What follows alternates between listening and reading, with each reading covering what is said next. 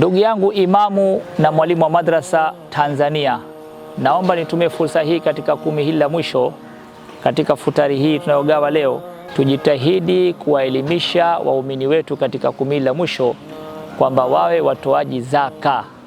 Kuna watu wana uwezo lakini hawajui kwamba wanatakiwa kutoa zaka. Anaona yeye ndio mwenye kupokea zaka. Lakini pia mwingine anaye zaka lakini hajui ampe nani. Kila mmoja anamuona mjanja atakumpa. Kwa hiyo wewe unaweza kumwelimisha vizuri, ukamuongoza namna zaka yake ikafika kwa wahitaji. Lakini vile vile mueleze kabisa huyo mtoa zaka kwamba ile mali ya zaka sio haki yake, ni haki ya yule ambaye anatakiwa kupewa. Kwa hiyo aondoke mwenyewe akamtafute yule ambaye muhusika akamfikishie. Hii ni ibada. Sasa sisi maimamu na walimu wa madrasa kama hatutawaelimisha watu watabaki na zaka zao hawajui cha kufanya.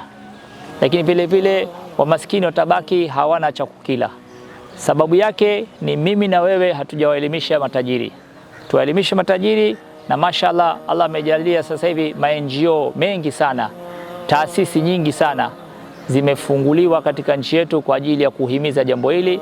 Wanaweza kukusanya zaka, wanaweza kukusanya sadaka, wanaweza kukusanya pesa ya lillah, namna mtu anavonuia na kuwafikia walengwa. Allah ajazie kheri, lakini hawawezi kuwafikia wote. Lakini wewe imamu, wewe mwalimu wa madrasa, unaweza kuwafikia Waislamu wote kupitia katika misikiti yako. Kwa naomba utumie mimbari yako kuelimisha Waislamu waweze kufanya ibada yao hii ya zaka kikamilifu. Hususan mwezi wa Ramadhani ukitoa zaka unalipwa maradufu kuliko miezi mingine. Lakini vile vile kuna zakatul fitr.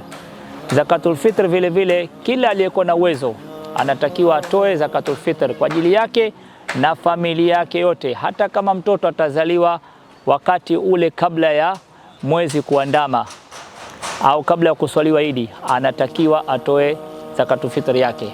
Hata kama mtoto atazaliwa wakati huo wa mwisho kabisa wa kuingia katika Idi, basi naye vile vile zakatul fitr yake anatakiwa huyo baba atoe. Mwisho wake ni pale ambapo swala ya Idi inasimama pale Allahu Akbar, kuisha wakati wa zakatul fitr. Baada hapo itakuwa sadaka ya kawaida. Toa kabla ili maskini, fukara, aliyekuwa hana uwezo siku hiyo apate naye chakula kizuri kupitia zakatul fitr yako. Allah subhanahu wa ta'ala tukubali. Jazakumullahu khair wa ahsan jazaa fi darin. Shukran.